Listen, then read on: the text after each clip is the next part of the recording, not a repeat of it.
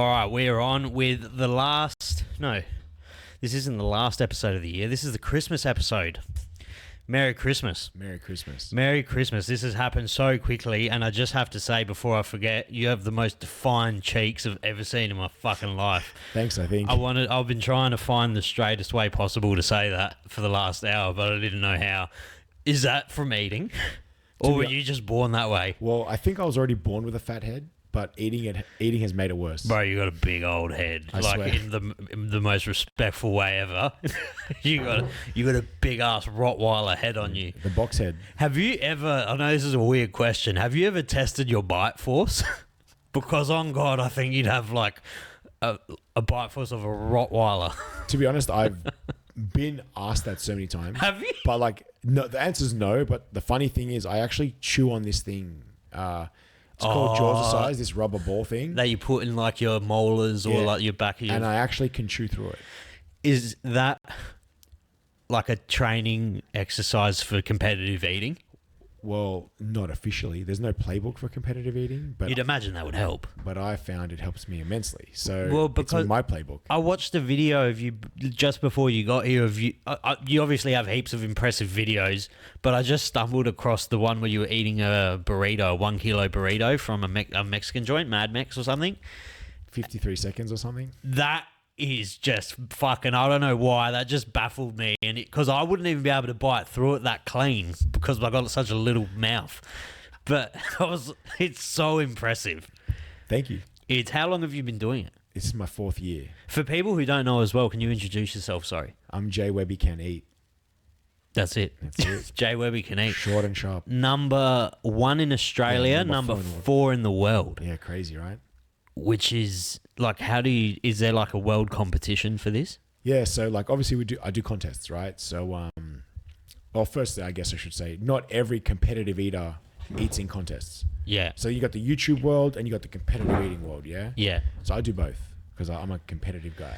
So in the major league in America, we have like, I think it's like 55 or 56 pro eaters with a pro contract, and we compete. There's a circuit. We did this year, I think it was like 16 contests or 17 contests. Yeah.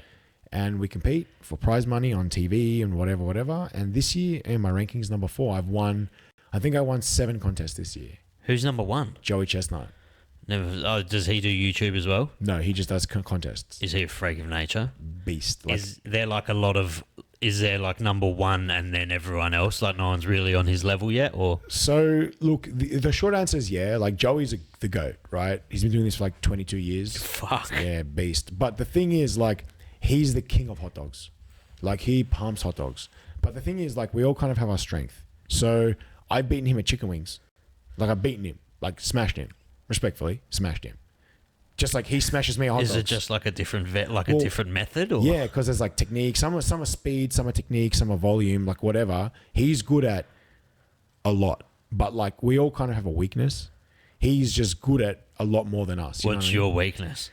Well, to be fair, like competing in America, they got some pretty crappy food. Like their sandwich meat, like bologna, is disgusting. Pork roll, disgusting. Hot dogs. Their hot dogs look gross. I don't know where people say that their hot dogs look good. The thing is, right, it's, okay, how we have sausage rolls and meat pies. Yeah. Like, they're not great, but it's like a delicacy. It's like a thing, yeah?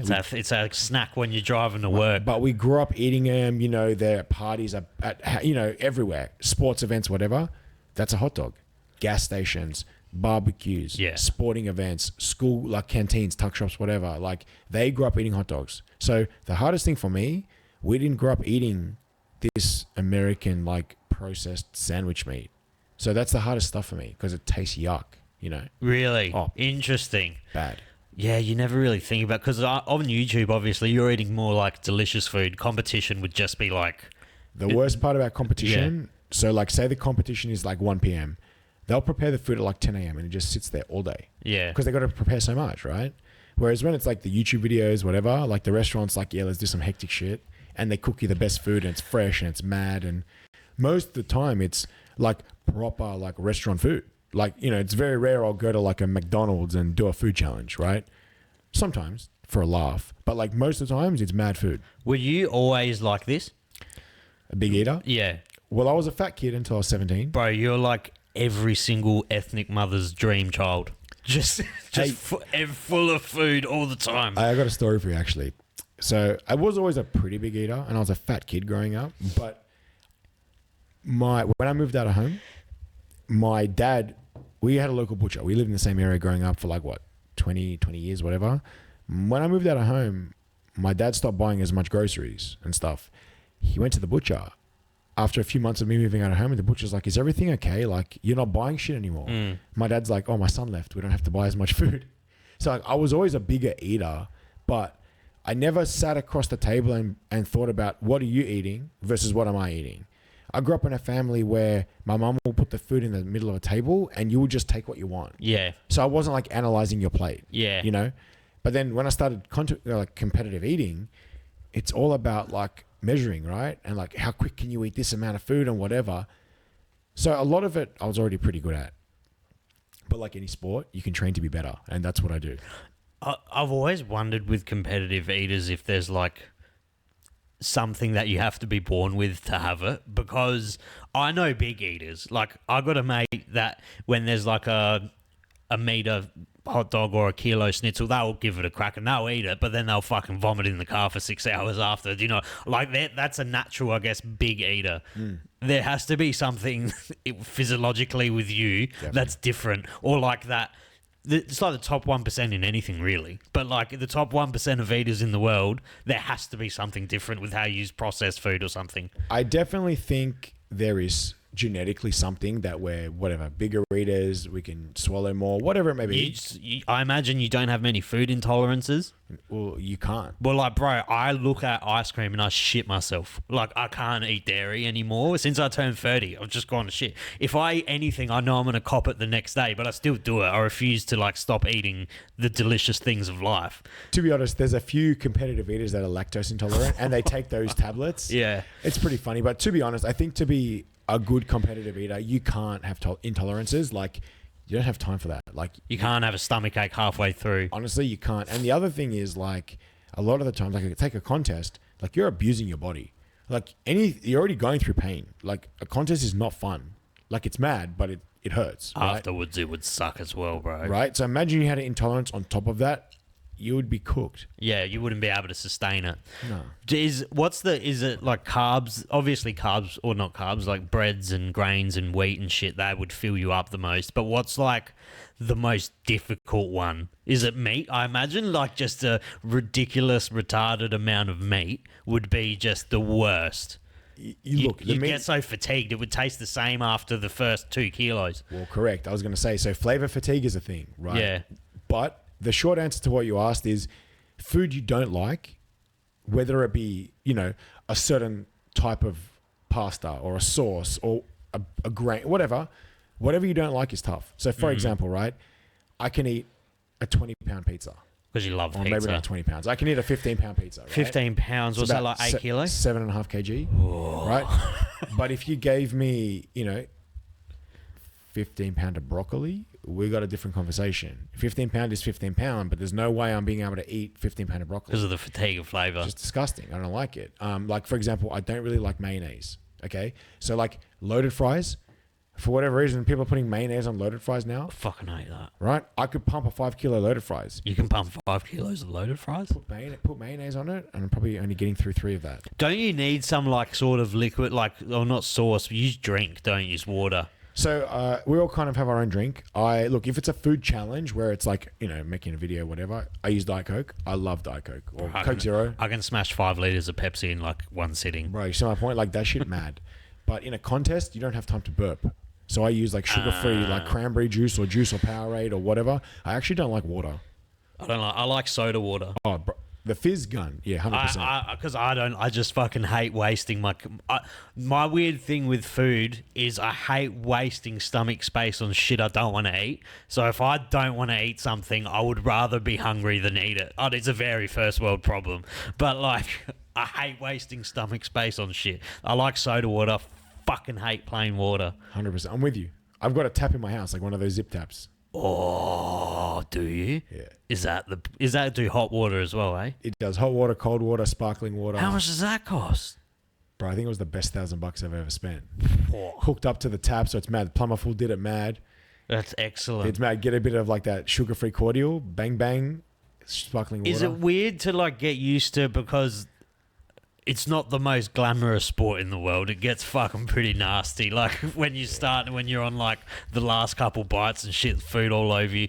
Is it a weird thing to get used to having to put water in your mouth when you got food in it, or like a liquid, like your cranberry sugar-free shit? Honestly, we do a lot of weird shit, right? But yeah, it's weird, but it's fucking mad. Like honestly, like I know it sounds weird, but like let's look at a boxer, yeah?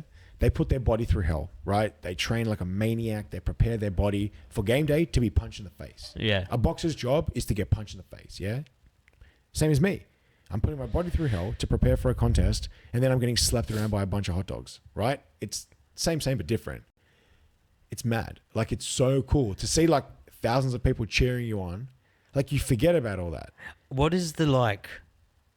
drew you to competitive eating? It's so niche. Do you know what I mean? I don't mean it in a rude way at all. Dude. I do not mean that in any form. No, it's just such a fucking strange niche. It is the strangest thing.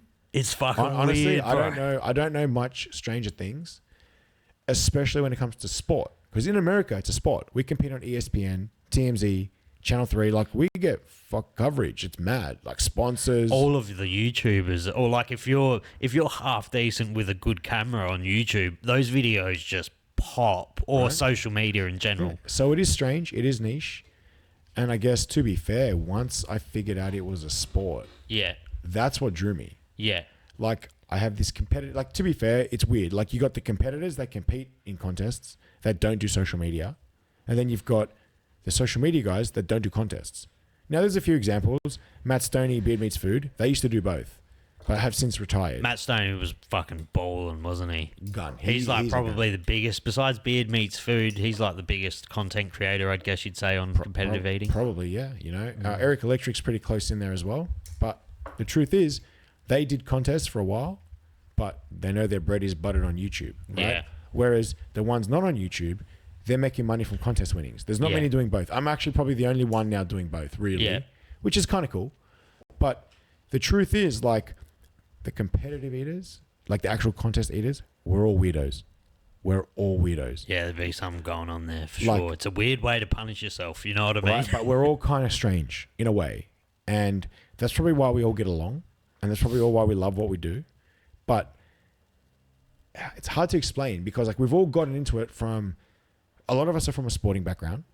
Now, the truth is, if you're from an elite sporting background, you usually have a bad relationship with food because you're dieting all the time because food is fuel and all this BS, right? You definitely have some sort of eating disorder being a professional. Especially, I'm a combat sports fan. Those motherfuckers definitely have like some form of eating disorder because a lot of them will blow up so much out of camp because they like to have starved themselves. Yeah, so like a lot of us come from a sporting background, you get that weird relationship with food, and then like, you know, it's off season.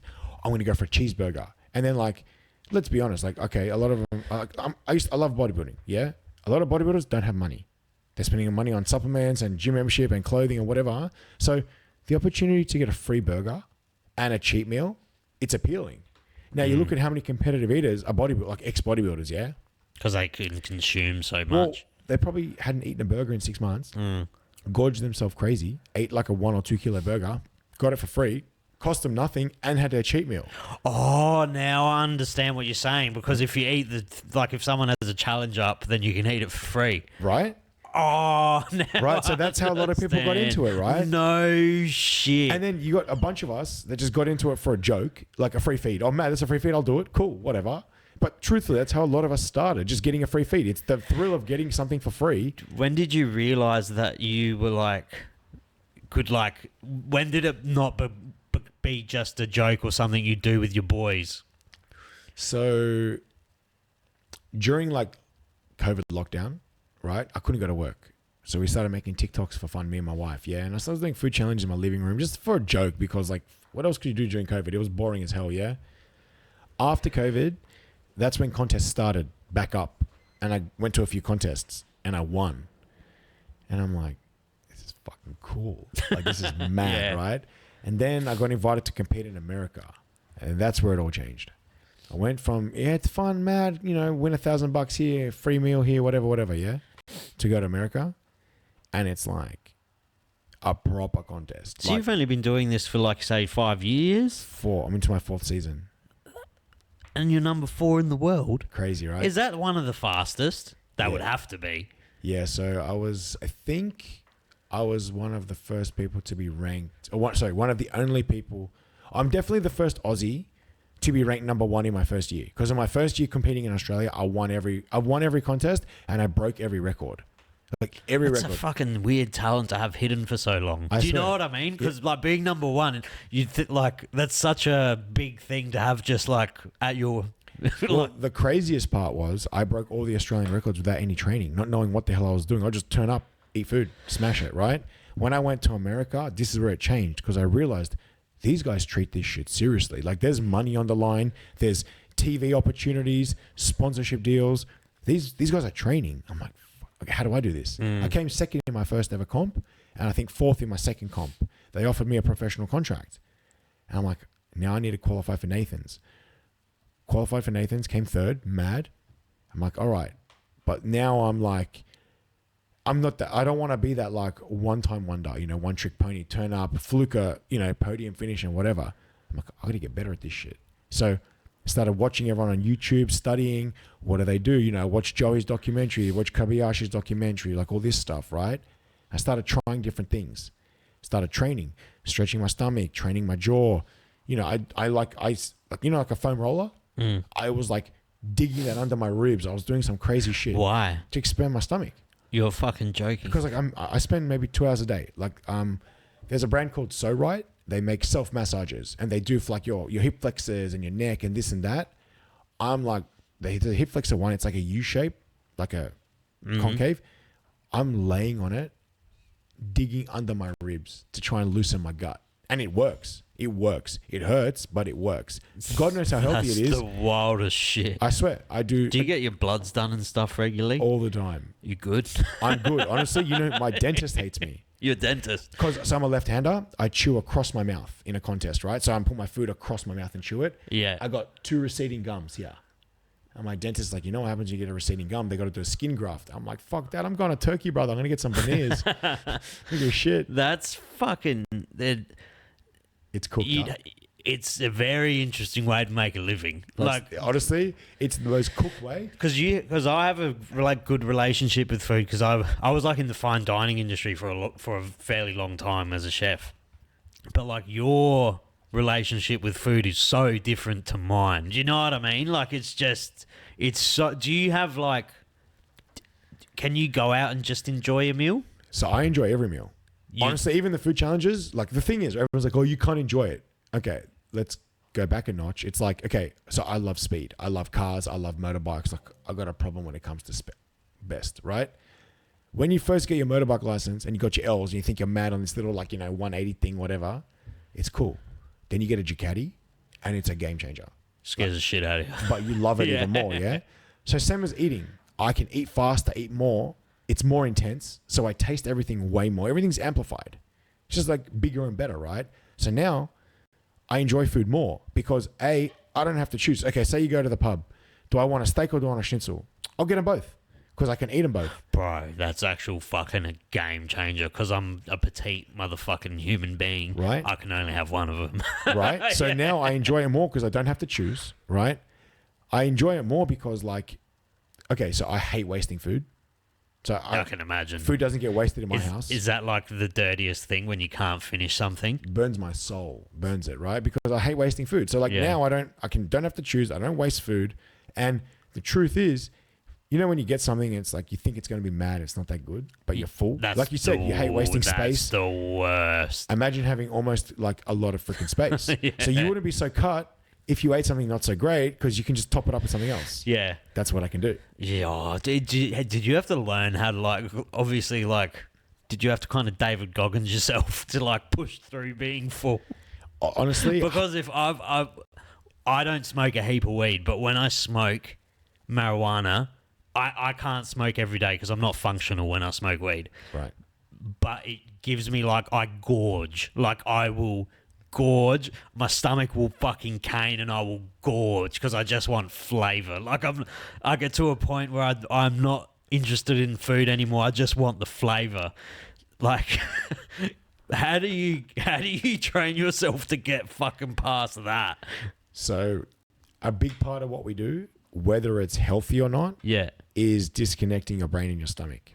Okay, so like in a contest, you're full, and your brain is like, shut the fuck up and keep eating.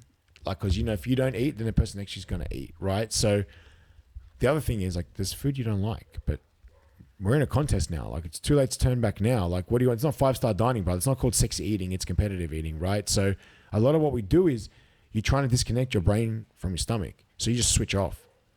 And honestly, like people, I'm full.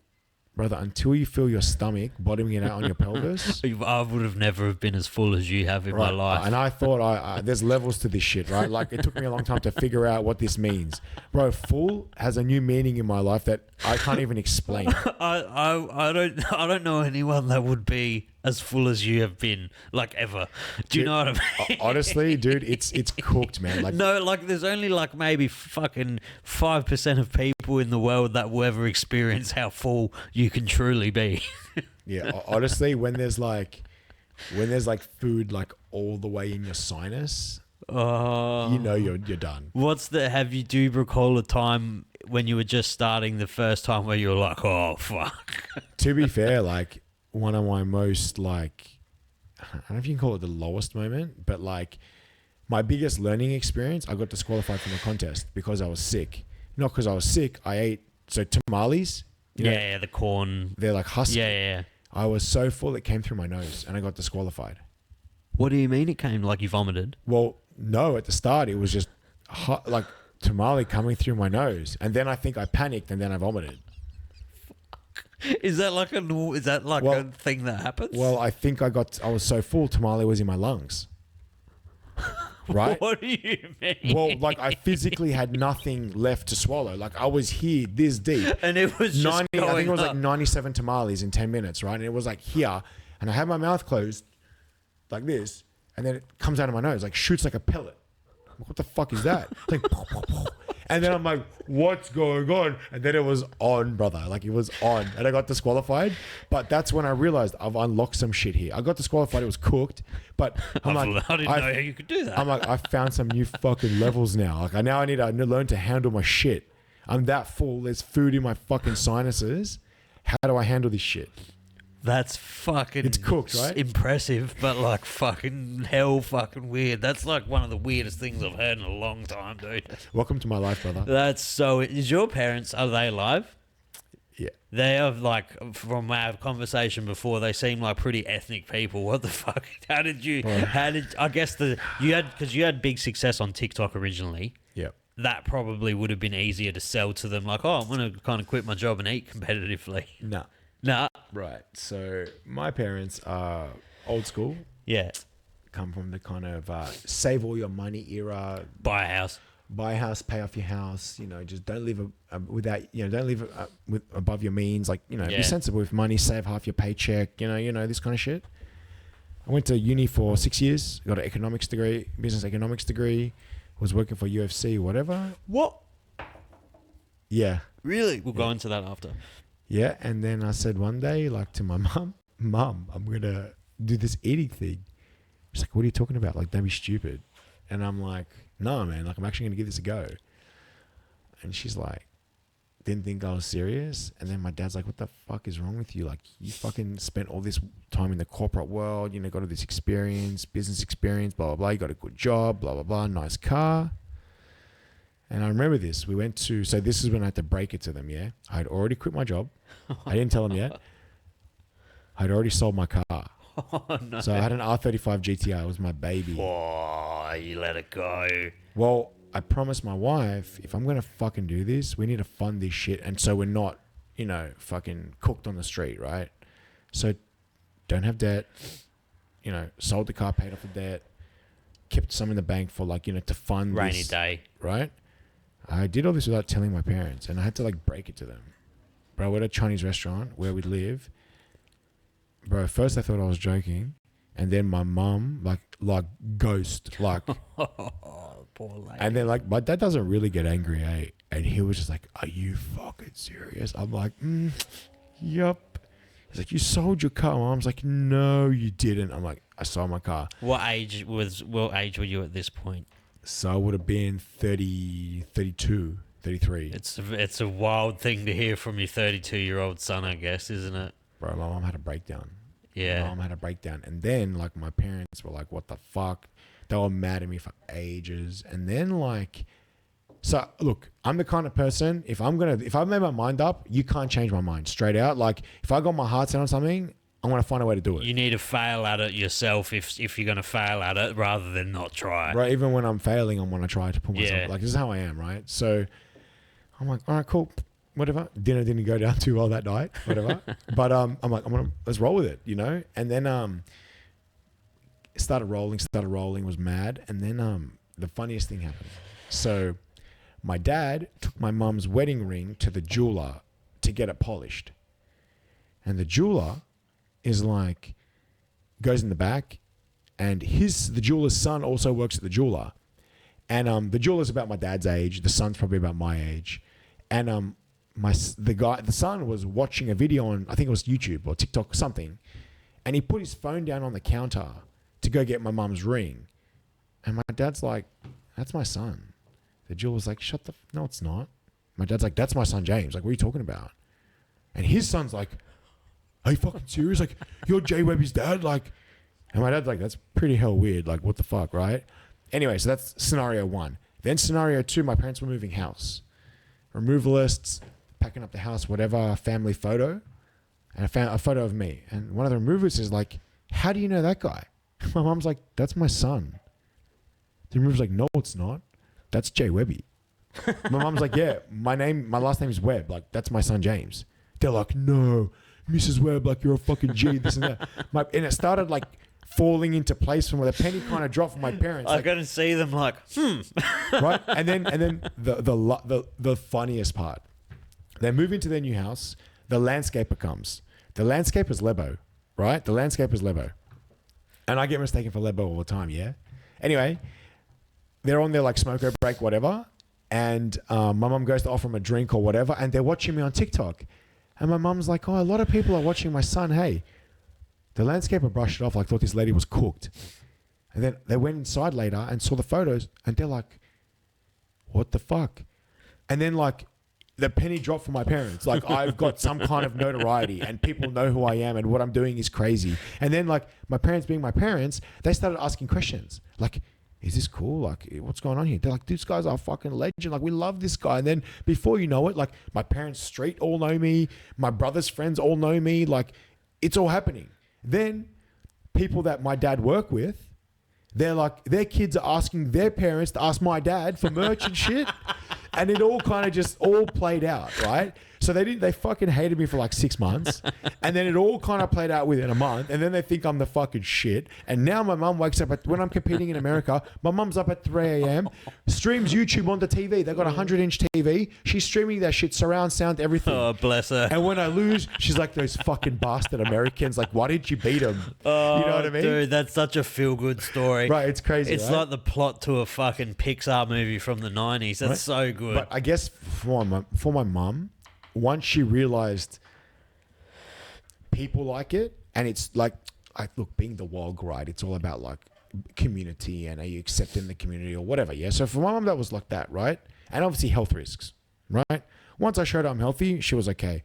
My dad, being business background, once he saw I was making money. Once the money came through. And he's like, "You're the brand now," right? Like, my dad helps me negotiate deals. Like, he's a legend. That's so right? good. But this is the thing now. Once he realized, because he's old, he doesn't understand TikTok. He doesn't know like social media. He doesn't get it. But he can see I'm making money, and he can see I'm the face of brands, and I'm on TV, and I've got a documentary and all this crazy shit. You got a doco? Yeah, on Amazon Prime. You got a doco on Prime? Yes, sir. What is it? James Can Eat. Really? I swear to God, check I'll it watch out. it tonight. No shit. I wish you told me that before.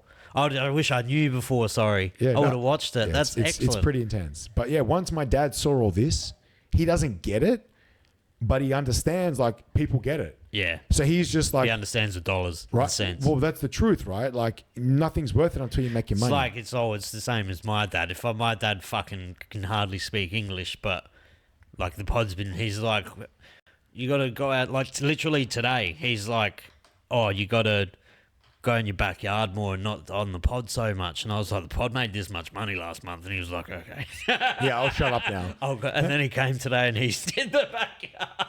Yeah, see, but like they don't get it, right? That generation doesn't get it, but like they understand money. Yeah. Ladies and gentlemen, our sponsors for this video, Outlaw Media on Instagram, all of the breaking underworld news of Australia. You can also go and follow his podcast on YouTube. Thank you. Enjoy the pod. You know, so like now this thing they don't understand, somehow he's making money.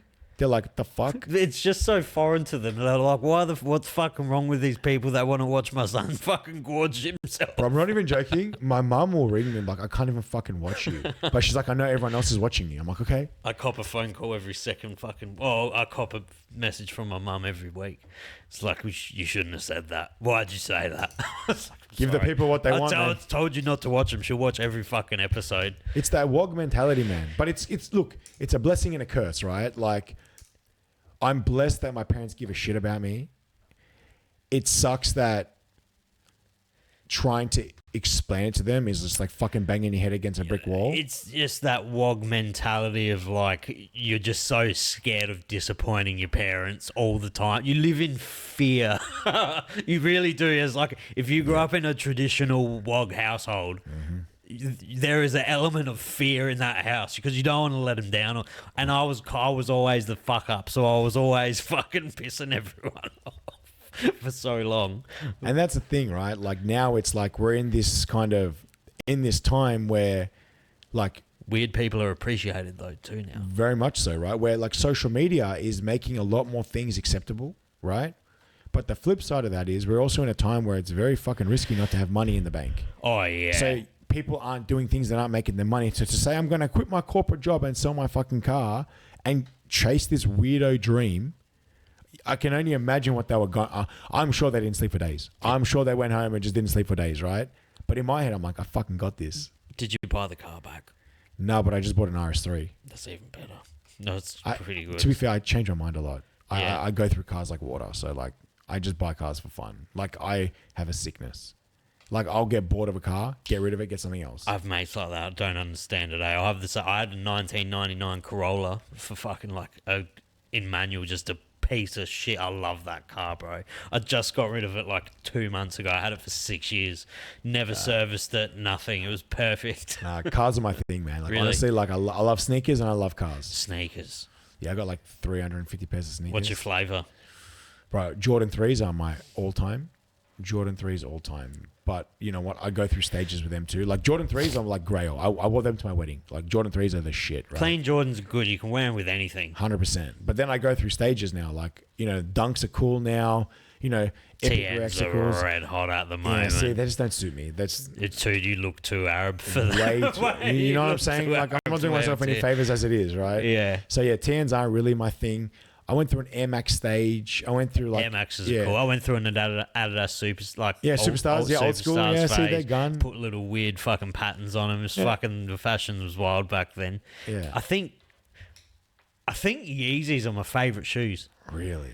I only for like look to comfort level. They are comfortable, dude. They're like they're Adidas NMDs. Yeah, so comfortable. But Yeezys, when you buy a proper pair, you can feel the quality in them. Like I think they're full black with red. They cost me fucking $1,600 when I bought them. But they are the comfiest shoe you ever wear in your life.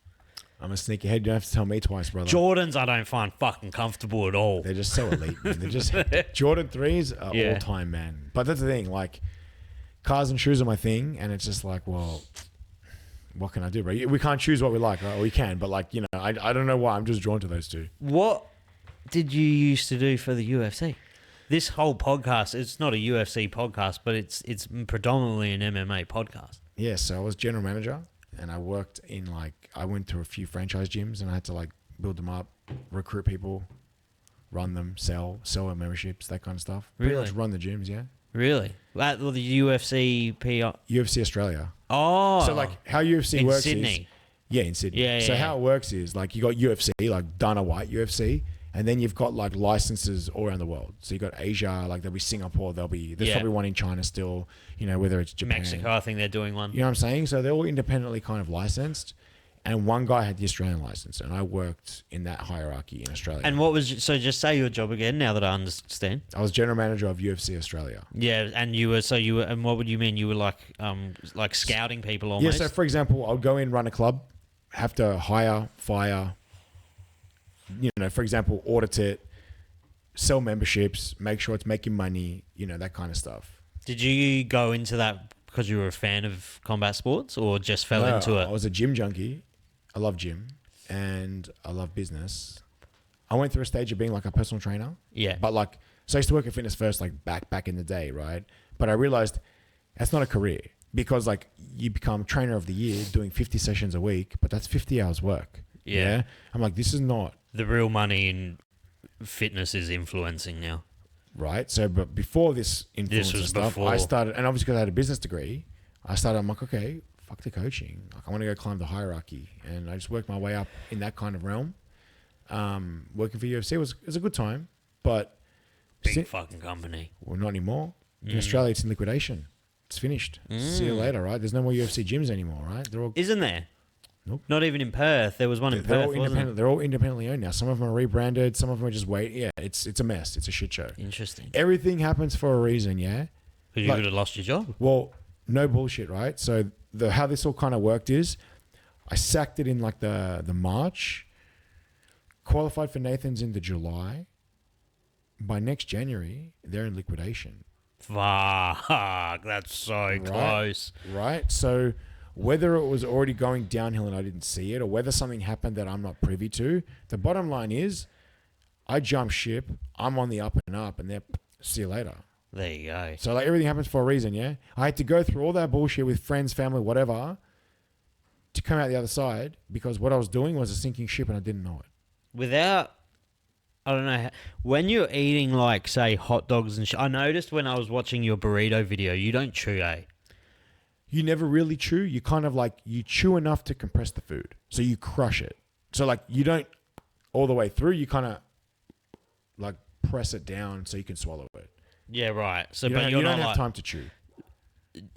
Did you have to get over like the fear of choking? Because I imagine you have to, because you can probably swallow this without sounding weird. You can probably swallow more than you actually think because you're inbuilt with this fear of choking naturally. I guess you obviously would have to kind of build up to trusting that you're not going to fucking choke. Well, the truth is, I think that's part of the genetic part, like having a minimal or no gag reflex, right? Because I never really had that.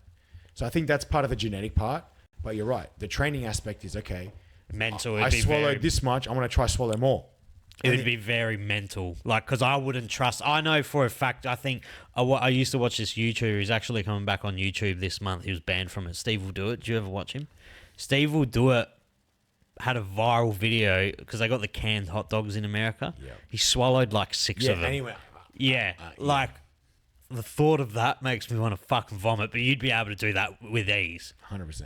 Is that? But when you're eating like hot dogs, you got the bread, so you'd have to fucking chew them a bit. So you dunk the bread in cranberry juice. It's foul. Diabolical. But you do what you got to do. And what's your wing technique, or is that a secret? No. So say you've got say this is the drum. You wedge your thumb in the meat. You smash it against your palm. You give it a twist. You bite down and pull. If it's a flat, so this is the flat, you wedge your thumb between the two bones, smash it into your palm, bite down, and then pull the bones out to the side. Is the speed or the volume the hardest thing to do? Like, what's the hardest part? Finding the balance. Of like not going too fast. Yeah, because the thing is, right, like say it's a 10-minute contest. You've got to be consistent. There's no point eating, and we all do it. Like, for example, let's take the hot dog contest, yeah? I ate 7 hot dogs in the first minute, 7 hot dogs in the second minute. By the third minute, it's down at 5 hot dogs. So then you're just going down. The best eaters can consistently, like 6 every minute for 10 minutes, right? It's all about technique. It's all rhythm. You find your rhythm. And if you're going hard, hit the wall and drop off, your rhythm's gone, right? So it's all about rhythm. And why I say that is because most of the contests come down to like the last bite. You know how many contests I lost this year by like a mouthful? Because they had one more extra swallow than me. Because their rhythm was more in lock than me, right? So it's all about rhythm. And when you're eating, right? Like, for example, let's take hot dogs.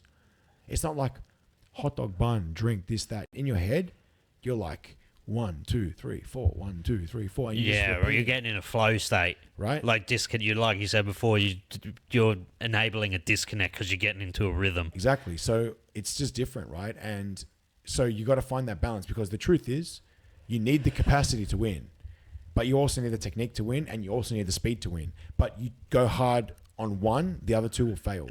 But you need that combination. The best eaters have the combination of all three. You know what I mean? So that's where it's like, that's why we train. I did a food challenge. How'd you go? I won. Hell yeah, you did. I completed it like pretty good. It was a chili one though. It was the worst thing I've ever done in my life. Rough, man. I would love to show you a clip of it. I found the hottest wings in Adelaide, and I think you had to eat 6 of them or 10 of them in 30 minutes, and then you had to do a 5-minute cool down. It was Big Bang. I believe it was Big Bang. They were fucked, but to the point. The wings at the time were fucked. Like, if no one's ever eaten truly fucking hot food, because I can eat chili, but, like, if you haven't eaten, like, diabolically fucking hot food, it is the most insane experience. Your eyes hurt. You can't see. It feels like you're on a fucking acid trip. And I ate these wings, and then you sat there, and then I just kept thinking in my head, oh, my God, I'm going to have to shit this out. And I was in literal tears that night. The reason I ask is I'm doing one on Friday at a place called Fifth Quarter. Oh, I've never heard of it. So they've got, I think it's 6 different spice levels. Yeah. And it's 30 wings. So it's 5 of each like spice level. And you get 30 minutes to complete it. Are you good with chili? I can be, but there's levels to that shit too, right? We're about to find out. It's literally it's the worst. Like there's just different things. Like genetic makeup is not made for fucking heat. Like Asians, like Vietnamese, Thai, Indians, they can fucking eat. I think Indians have the best spice level. 1,000,000%. Man, Indian food, it hits you like a punch in the face, and they're just chilling. Yeah. And I'm like, whoa. Like, I've done a few Indian food challenges, and I'm like, I'm sweating, yeah. And they're just like hanging out, and I'm like, whoa. Have you done much of that on your YouTube, like in your eating career? Have you done like not massive amounts, but really fucking intense heat levels and shit? The only reason or only time I'll do chili is to prove a point, because there's a big like chili world out. Like there's a competitive eating world. There's a chili world. It's a different subset. It's another genre of eating. But the thing is, the chili world talks a lot of shit. They think they're a bit. For whatever reason, they think they're elite, right? Because it's scary. I think it's just this fear. Like people think they're big eaters when they're not. But then like chili's like actually like a lot of people won't even fuck with any chili. And that's the thing. I'm all for a bit of banter, shit talk, whatever, cool. But you want to start calling me a pussy? I'm coming to your contest. There's eating contest beefs. Bro, I've railed so many chili contests just to prove a point. But truthfully, and whoever says otherwise is lying. Chili challenges and contests is pure prostitution. If there's no money involved, no one's doing it. Yeah. It's prostitution, bro, straight off the bat. Yeah. You hate it. You want to kill yourself. You're doing it for the money. You close your eyes and you just eat it. It's prostitution. Yeah. But I only do it to prove a point. Like, for example, in Tasmania, they got this pizza. I think it's like 10 million Scoville. Like, it's it's sent people to hospital. It's deadly. They cook it with a gas mask. They kick everyone out of the restaurant and they put it with this big, long shovel thing and a gas mask because it makes you cry. I got the Hot Ones hottest sauce in my fridge. Fuck. Do you want to try it? Dude, I've tried it. I know how hot it is, right? It's the Pepper X one. It's fucking gross. Dude, there's a brand in Australia that's got pretty hot shit. What's it called? Bunsters? Do you know what the thing is, though? When you reach that level of heat, it doesn't taste nice. Yeah, no, it's not food. 100%. It tastes like chemical. Remember, like, it's like putting a battery on your tongue. Yeah, don't ask me why I've done that, but I've done that. Right? It's like putting a battery on your tongue. There's no food. Like, I've got the record for, there's a pub in Brisbane, Australia's chilliest or spiciest chicken wings, yeah? The record was like 20 something. I did like 54 just to prove a point. But from the first bite, you don't even know you're eating chicken. What's the hardest food challenge you've done in Australia? Chili related or unchili related? Just any. Who currently would you say has the hardest challenge in Australia? Or has there been one that you've tried and failed? So the hardest active food challenge in Australia is at a place called, I should know this. It might be called Big Buns. Something Buns. It's a burger truck in Sydney. It's 10 burgers in 10 minutes. And I did it with like 30 seconds to spare. 10 burgers like singles? No, they're pretty big. Fuck. But like the thing is, right? Like I think it ends up being like 3.5 or 4 kgs of food. I did it with 30 seconds to spare. So it's fucking hard. So for the average person, they're not doing it. No, they've had like an abnormal amount of failures. But the hardest challenge ever, that's a legit challenge. I just failed it last week in Singapore, actually. It's called Mu Ping. It's the hardest one ever. Yeah. So basically the place, you get these Thai pork skewers called Mu Ping. Oh, yum. But you only get 53 minutes to eat 100 of them.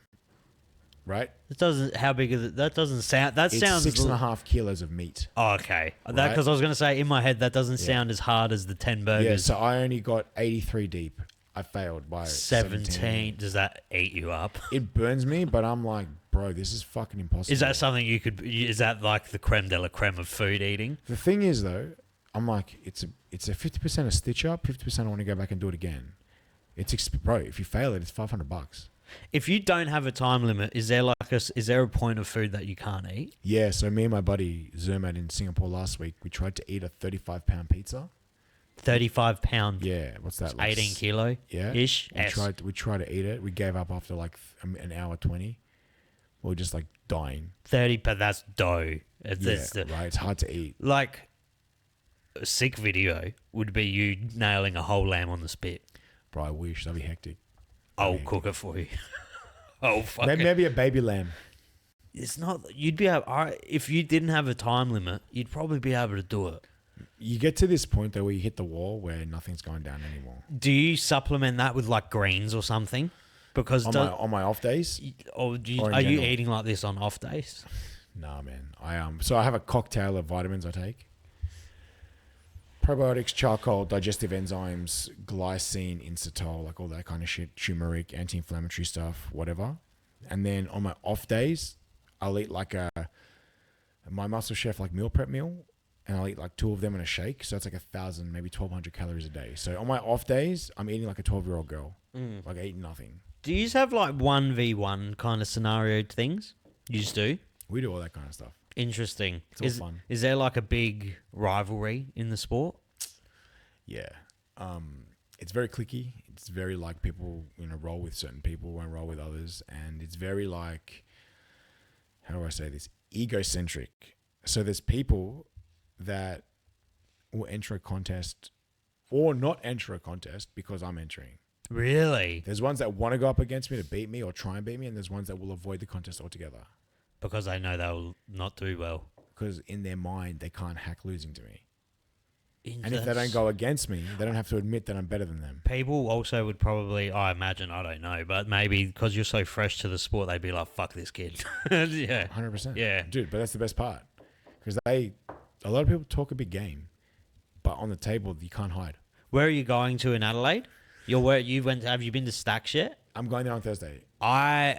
I've never personally been to Stacks. I'm not really a burger person, but every single person that goes to Stacks says it's the nicest burger in South Australia. So I'm going there actually. So funny story. Yesterday I went to a place called Grandalf's. Grandalf's just up here. Yeah, just up here. So that's nice too. They have one of the most difficult food challenges I've ever attempted.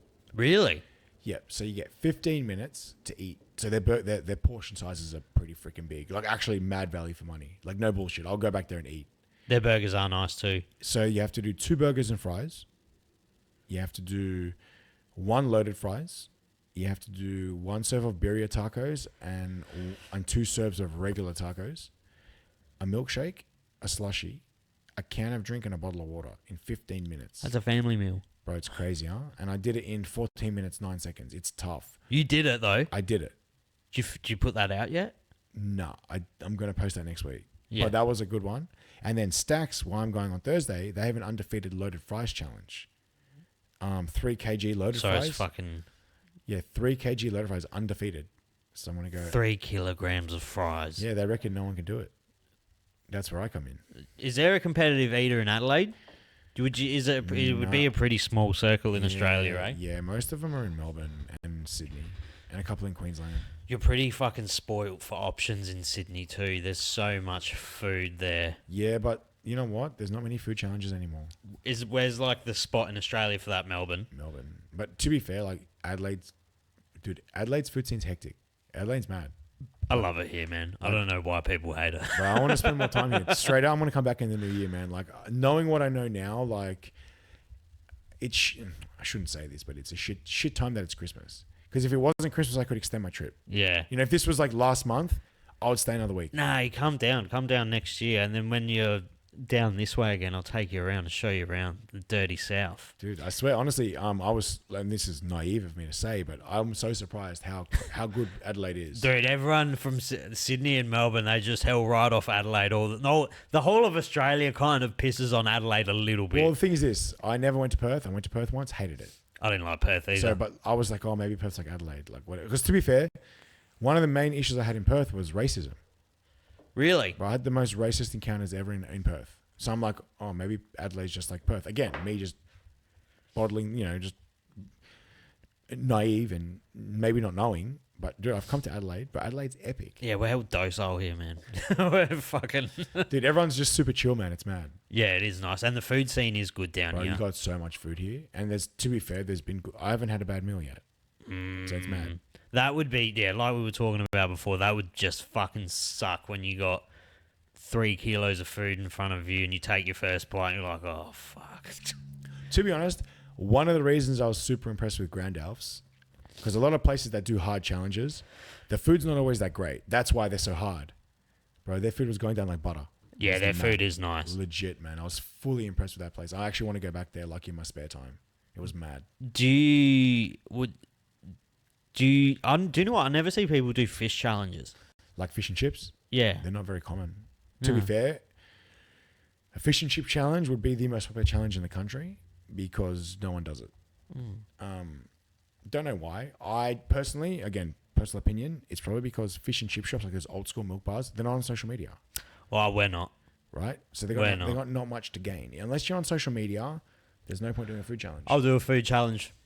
Done. I'll do one at the shop. 4 pieces of flake and a medium chips. Our medium chips feeds like 6 people.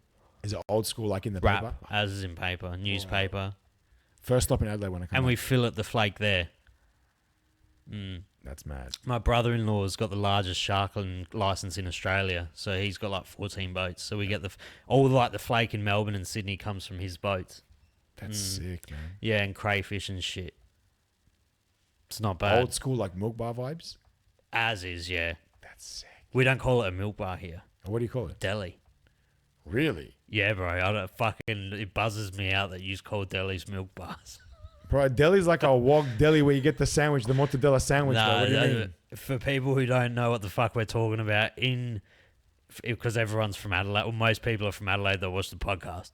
In Sydney, I think Melbourne as well, but in Sydney mainly, when like the corner stores that we used to go to as kids and shit, and they sell smokes and fucking food and fucking there's always a lebo behind the counter. Yeah. They're called milk bars. Yeah, bro. I can't believe you call it a deli. Yeah. Adelaide is cooked, man. It's like how you say, what did you say? You say branch or branch? Branch. You say branch? But it depends on your accent. We say branch here. Cooked. Yeah. We talk like English. What do you people. call a potato scallop? Fritter. Our mates, I don't know if do you know Take Flight on Instagram? Yeah. Yeah, I'm good mates with Wings. And I had him on the pod recently. He came down to Adelaide to do some stuff and we did a pod. I talk to him every day. And we had the biggest fucking argument over that. I was like, it's not a scallop, it's not a cake, it's a fucking... And when a cunt comes into the shop and asks for a steamed dim sim, I'm like... That's Melbourne. That's Melbourne all over, bro. We don't steam them, we fry them. Get the fuck out. Get the fuck out. But it's called a fritter. Like, what do you call a pineapple, a battered pineapple? Pineapple fritter. It's the same thing. Yeah, What do you call like a battered hot dog? Battered salve. Yeah, we call them a dippy dog. Fair enough. Each to their own. I was shocked that I hadn't seen anyone do a fucking challenge though. Next time you're down, we'll come to the shop. I'll fix one up. Honestly, I just put it down to that. To be fair, some of the most viral challenges in the UK are fish and chips. Like no crap, because they're very popular. Fish and chip shops are still very big in England, right? They call them, I think they call them a chippy or something. Yeah, chippies. Whatever they call them. They're super popular on social media. I've seen Beard Meats Food do them before. Yeah. I'm so happy you said that he's a nice bloke, because I didn't want him to be one of those people held nice on camera and like held dickheads off. Was that weird for you to become an influencer? Like, I guess you're not, like, because you are, but essentially, like, was it because I know personally I don't have even a tenth of the following you have, and I've met some people with big followings, and some of them are fucking weird, dude. Is it hard when you were coming up, bumping elbows and trying to do, because I imagine when you're coming up you want to do heaps of collabs with people and shit and get your name out more, and then you're meeting all these people. Did you find it, a lot of them, a bit strange? So I met a lot of people that I used to follow, and I realized in real life they're douchebags. Yeah. Like, not even strange, just gronks. Dickheads. Right? Like, I'm like, what the hell? So when I started doing this and I realized I'm getting some kind of notoriety and people know who I am, I'm like, you know what? Like, I'm just me. I swear. I'm a shit talker, but like, I'll talk trash. Like, I'm down to You're just, from you know what Western I mean? Sydney. Like, you know what I mean? Like, I'm not prim and proper, Yeah. So I talk a bit of shit, I swear, like, whatever, And I'm just me. Camera or no camera, whatever, I'm me. Very face value. But it's just me, because to be fair, I don't have the memory to be able to lie and fake it and shit, right? Yeah. I'm not smart enough for that. But when I realized that's what everyone's doing, I'm like, I don't really like you anymore. I don't want to work with you. I don't want to stay around you. I don't want to collab with you, because I'm like, no, you're a bullshit artist. It's bad fucking juju. Right? And the thing is, like, okay, if you don't like me, at least I can go to sleep at night knowing you don't like me, because that's me, right? Take it or leave it, love it or hate it, it's me, right? Whereas there's people that have this online persona that's lovable, but in real life, they're fucking douchebags. I'm like, that's cooked. And they're always fucking like this on their phone, fucking Dude. looking at this and that. I'll give you one example. So I won't name his name, but there's a very famous Parramatta Eels. I'm a Parramatta Eels supporter, rugby league. Very famous Parramatta Eels player. When I was a kid, when I was about 15, I saw him at Parramatta Westfield. And I'm like, I used to buy this guy's jersey every year. I'm like, I used to wear his boots. Even though I was a soccer player, I'd wear his boots, because I'm like, he's a gun. I asked him for a photo. He's like, not today, mate, and walks off. But I was heartbroken, right? So from then, I remember that feeling. So when people started wanting like photos with me and shit like this, I'm like, I'll never... You give it to everyone. I'll never make anyone feel that way. If I don't care if I'm about to shit my pants. If a kid wants a photo, brother, I'll bend down and take a photo. Like, this is how I am. And I guess when this kind of started, happening to me, I'm like, it came natural to me. I'm like, if a kid wants a photo, I'll take my time, whatever, But I realized not many people do that. And it was like when I started getting invited to like these fucking shit floats or events, these wannabes, right? They're acting like mad dogs. And I'm like, the fuck? Like, who the fuck do you think you are, right? And I'm like, no, I don't want to be a part of this. That's why I'm a lone wolf, man. I do a lot by myself, because when you get to meet, and look, they're not all like that, but there's a lot. A lot like of that. them are. And I'm like, I never want to be like tarred with that brush, because I'm not like, I hate the word influencer, right? But like, that's what a lot of them are like, and I just don't want to be like that. I just want to be me, bro. I'm just a guy. I'm just a dude that likes to eat food, have a laugh, swear a little bit, lift some weights, have more laughs. Yeah. Right. And if that influences people, cool. But like these douchebags, I can't stand them. And the other thing is, like, people think like you make videos, you got a following, like you can't swear, you can't this, you can't that. Bro, I have no problem telling you go fuck off. If you, if you do something that I think is wrong, I'm like, you're a fuckwit. That's it. That's how I am. I tell you how it is. And these influencers, they can't hack it. And they're virtue signaling. They'll trash you online. They'll talk behind a keyboard or a phone, but they won't look you in the eyes and say, fuck off, right? Whereas I'm the opposite. I'm like, I saw that, fuck you. And they're like, you can't do that. I just did. You know what I mean? Like, I've told heaps of people off. People talking shit about me, because The other thing is the food world's so political, yeah? Oh, bro, the best and worst thing to happen to food culture was social media. Bro, 100. Bro, the fucking Instagram or fucking TikTok chefs, a lot of them are good, but some of them just have no fucking right. Like, they're just cocks. Dude, try being the foodie creator, right? I'll go to a restaurant and they'll be like, oh, so-and-so said this about you. I'll go straight to so-and-so and be like, fuck you. What the fuck did you say? I didn't give a fuck. Right? I don't care. But they think, oh, you can't swear. Like, watch me swear. Like, I'm me. Love me or hate me, I swear. I grew up in Western Sydney. What do you want from me, you know? I don't mean it. I'm not derogatory. I'm not going to be racist. I'm not going to abuse you. But I say fuck every now and then. You know what I mean? But I'm real. I know it. Do you watch many, like, do you watch just food content in general? I watch food content, gym content. I watch a lot of stuff. On YouTube. So one of my favorite offsets, I guess you could call it like a food eating skill. It's not like there's spice people and then there's like volume eaters and speed eaters. I've always loved watching people that can stomach really wild food. Like brains and shit. I can eat brains and that, but because I love offal. I grew up fucking wog-az. But there's like cunts like, have you ever seen Best Ever Food Review Show? Yeah. Sonny? Yeah. How he can go like to Africa and drink raw blood, and he can find or like eat monkey, and he can stomach it, and he can find something in it that even if he hates it, he'll be like, he will find something in it to say nice about it usually. But he can eat like fermented stingray liver and just be straight. Do you know what I mean? Like, what's his name? Zimmerman? That's a talent, bro. It is. It's a real talent. I love watching that shit. Or like, yeah. Again, we all into some strange shit, right? Like, the whole food world is a bit strange. Like, we all love food, but we do some crazy shit in our own way, right? I like to smash hot dogs. He wants to smash fermented liver. Yeah. Cool. Yeah. Have you been to like Japan or anything? Yeah, so like Japan, Singapore, China. I saw a few food offers for like ramen challenges and shit over there. They love their ramen. Laksa is a big one. They do a lot. Did you do food challenges in Japan? Yeah. Which ones did you do? So I was there to compete actually in a contest. So the first round I did was pizza. The second round I did was teriyaki bowl. And the third round was ramen. I reckon ramen would be a breeze for you, wouldn't it? 60 minutes of ramen. Oh, how much you could do. How much did you do? 9.8 kilos.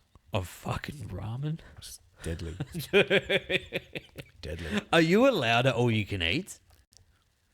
Is it a bit of a dog act to go to an all you can eat? I've got some funny stories about that. Like, you know the Brazilian restaurants? You know how the they come... Churrasco.